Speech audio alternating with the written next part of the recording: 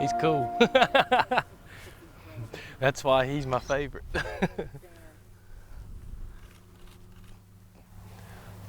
You want this, don't you? Huh? Oh boy. Good job, buddy. Good job. Good job. This is Eli. This is, I've had this bird the longest. He is my favorite by far.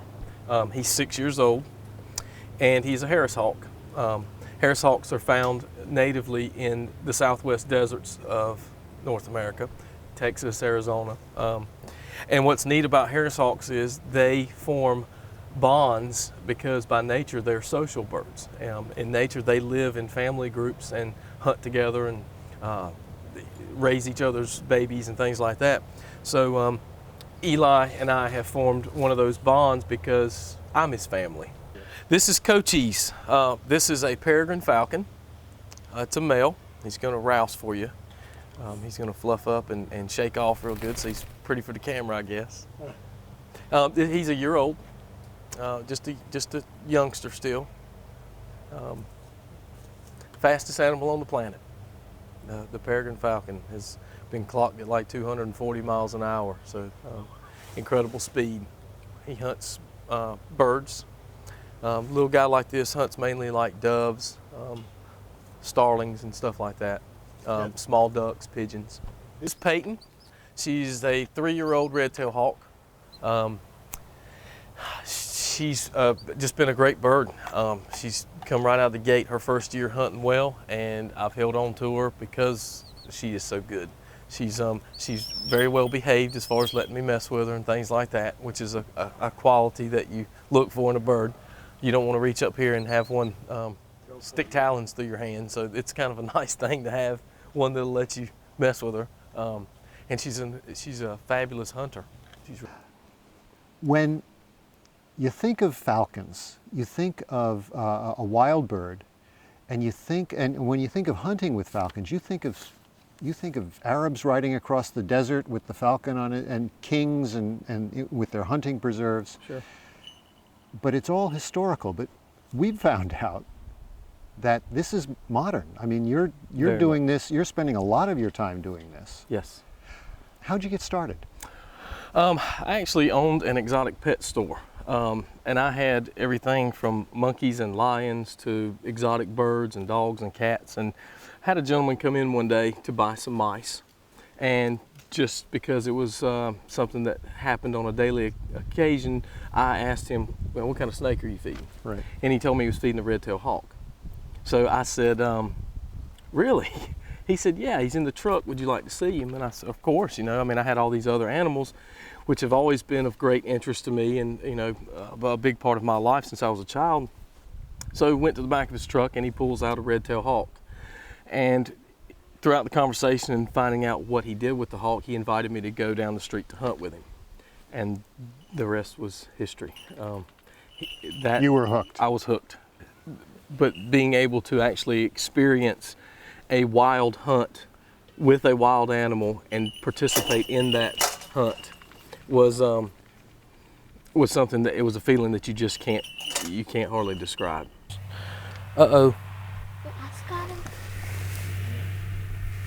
These two are the ones that you gave me. Here's the antenna. I don't need that antenna. You said the antenna too. No, I didn't mean to. If I did, sorry.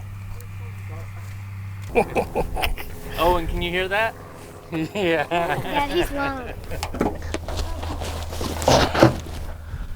Okay. Yeah, he's on TV right now. Don't matter. Austin, hand me that glove. Acting like ourselves. No, you didn't. And then he is hovering? Yeah. So cool. He told me about it. I think it's so cool. I wish I had video of it. Jackson hovering. Harrison, be still, buddy.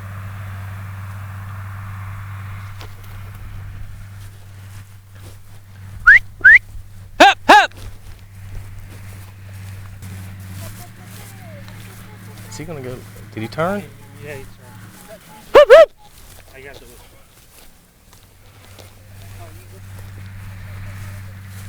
Don't run into the tractor, for God's sake. Hip, hip! Hip, hip! Good boy!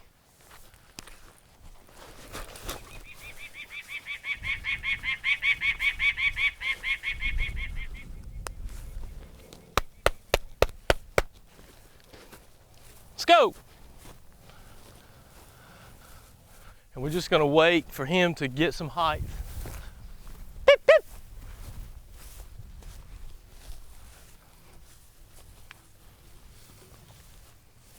Come on into the wind, buddy. Climb, climb, climb, climb, climb, climb. Don't do that. Climb, climb, climb. Hovering that. Yeah, 'cause he'll drop. Drop in altitude. I need him to get on up there a little ways. Had a boy. Had a boy. Now we're going. You ready for this? I'm ready. Owen's ready. He's following. We'll just give him a second. Let's see if he'll get up any higher.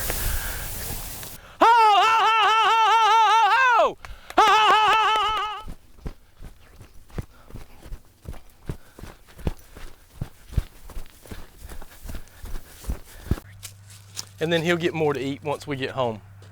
That's just his reward for doing what he's supposed to do. He went up nice and high.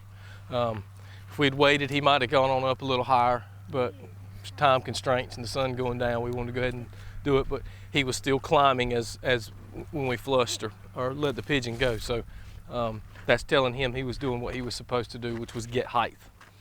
Then he hit the pigeon. He gets a nice fat little meal right here at the kill site, and then he'll get fed up pretty good when he'll get home. Ow, ow, ow, ow, ow.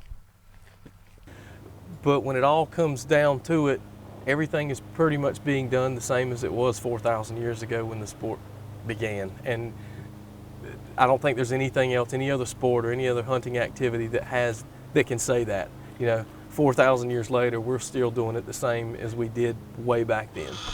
And it's and the birds, pretty much, besides species, have not really changed. They're still train them basically the same way. Yeah, there's something to be said to be able to practice a sport that's that old, you know. That's amazing. Stay right there, and I'll get him to come right over top of you. Let's go, buddy.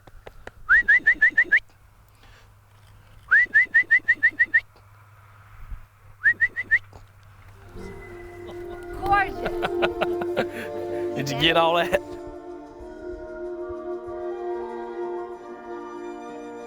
You don't just go down to the pet store and buy a falcon. Absolutely not. And you're probably not allowed to either. Oh, no, no, no, no. Okay. The birds are federally regulated along with the state. So so getting into them or actually possessing one of these birds requires a great deal of work on the person's part who's wishing to get into this. You have to serve a 2-year apprenticeship.